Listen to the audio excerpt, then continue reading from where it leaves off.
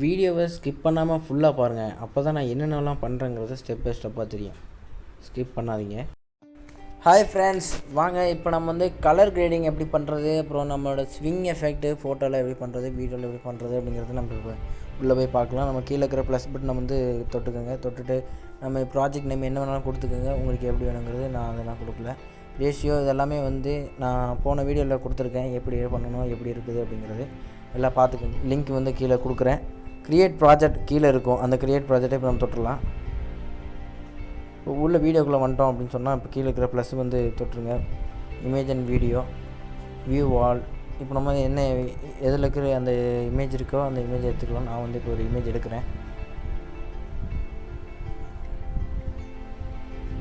நான் இப்போ இந்த இமேஜ் எடுத்துக்கிறேன். இங்கே கீழே இருக்கிற ப்ளஸ் பட்டன் இருக்குது. இந்த ப்ளஸ் பட்டன் தொட்டுறேன். இந்த ப்ளஸ் பட்டன் தொட்டதுக்கப்புறம் கீழே இங்கே மூவ் அண்ட் ட்ரான்ஸ்ஃபார்ம் அப்படிங்கிறது இருக்கும். இந்த மூவ் அண்ட் ட்ரான்ஸ்ஃபார்மை விட்டுட்டு இங்கே கீழே இருக்கிற இந்த டூலை வந்து தொடுங்க. தொட்டுட்டு இப்படி ரைட்லேருந்து லெஃப்ட்டு கீழுங்க. இது ரொம்ப கஷ்டமாக இருக்குது அப்படிங்கிறவங்க இந்த ஸ்க்ரீனை பிடிச்சி எப்பயும் நம்ம ஃபோட்டோ ஜூம் பண்ணி பார்ப்போம்ல, அந்த மாதிரி வச்சுக்கோங்க. இந்த மாதிரி யூஸ் பண்ணிக்கலாம். ரெண்டில் எப்படின்னாலும் உங்களுக்கு ஓகே தான். இதில் நமக்கு வந்து இன்னும் டைம் வேணும், இன்னும் செகண்ட்ஸ் எனக்கு இவ்வளோ தூரம் வேணும் அந்த வீடியோ அப்படிங்கிறத இந்த கார்னர் எட்ஜை பிடிச்சி இப்படி எவ்வளோ தூரம் வேணுமோ அவ்வளோ தூரம் இழுத்துக்கலாம். அது மூலிமா நம்ம வந்து டியூரேஷன் அதிகம் பண்ணிக்கலாம், அந்த வீடியோட டியூரேஷன். சரி, இப்போ நம்ம வந்து எஃபெக்ட்ஸ்குள்ளே போய்க்கலாம். நம்ம கலர் கிரேடிங் பண்ணணும். எஃபெக்ட்ஸ் இங்கே இருக்கிற பட்டன் டூலை வந்து தொட்டுருங்க. தொட்டிங்கன்னா ஆட் எஃபெக்ட் இருக்கும். ஆட் எஃபெக்ட்டுக்குள்ளே போனீங்க அப்படின்னா கீழே அதருங்கிற டூல் இருக்கும். இந்த அதர் டூலை தொட்டுக்குங்க. தொட்டிங்கன்னா நேராக வந்தீங்கன்னா இங்கே சேனல் ரீமேப் அப்படிங்கிற டூல் இருக்கும். இந்த இது வந்து RGBன்னு இருக்கும். நல்லா நான் வச்சுக்கோங்கப்பா, சேனல் ரீமேப். இந்த டூல் வந்து உள்ளே போனீங்க அப்படின்னா இங்கே வந்து கீழே ஸ்டாண்டர்ட் செட்டிங்ஸ் அப்படிங்கிறது ஒன்று இருக்கும். சேனல் ரீமேப் கீழே இந்த ஸ்டாண்டர்ட் செட்டிங்ஸில் ப்ளஸ்ஸை வந்து தொட்டுருங்க. தொட்டிங்க அப்படின்னா இந்த ஃபுல்லாகவே பார்த்திங்கன்னா RGBA நிறைய நம்ம லெட்டர்ஸு நம்பர் இருக்கும். இந்த RGBAவில் வந்து நீங்கள் ஒவ்வொன்றா சேஞ்ச் பண்ணி பாருங்கள்.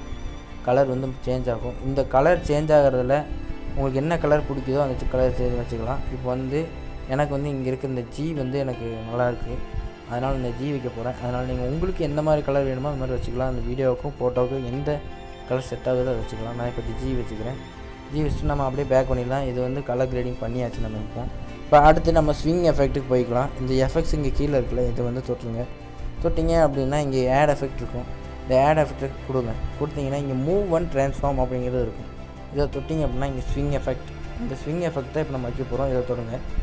தொட்டிங்க அப்படின்னா இதுவும் அதே மாதிரி ஸ்டாண்டர்ட் செட்டிங்ஸில் ப்ளஸ் கொடுத்துருங்க. ஸ்விங் எஃபெக்ட் வந்துடுச்சு, அப்ளை ஆகிடுச்சு. ஆனால் போட்டு பார்ப்போம். இது ஓவர் ஸ்விங்காக இருக்குது. இது நம்ம வந்து அட்ஜஸ்ட் பண்ணி வைக்கணும். இப்போ அதே மாதிரி நம்ம கீழே இந்த ஸ்விங்கிங்கிற இந்த எஃபெக்ட் வந்து நம்ம தொட்டுக்கலாம்.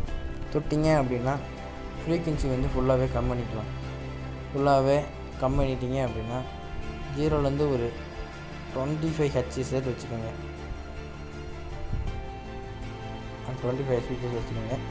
ஆங்கிள் பார்த்தீங்க அப்படின்னா -14 அந்த ரேஞ்சில் வச்சுருங்க. ஒரு -15.5 வச்சுக்கோங்க.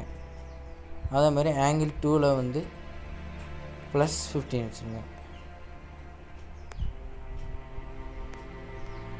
+15.5 டிகிரி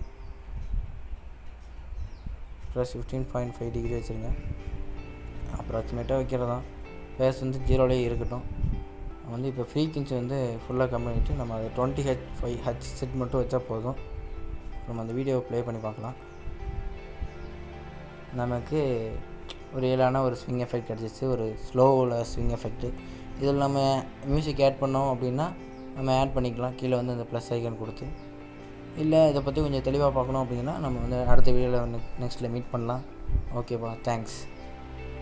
சப்ஸ்கிரைப் பண்ணுங்கள், கமெண்ட் பண்ணுங்கள், மறக்காமல் அந்த பெல் பட்டனையும் தொட்டு போங்க.